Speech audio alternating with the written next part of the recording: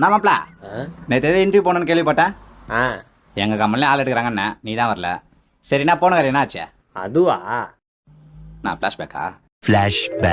உங்கள் பேர் என்ன? வெற்றி சார். என்ன படிச்சிங்க? Diploma படிச்சிருங்க sir. டிப்ளமோவில் என்ன பண்ணீங்க? என்ன படித்தோம்? நெக்ஸ்ட் கொஸ்டின் போயிடலாம் சார். Next question.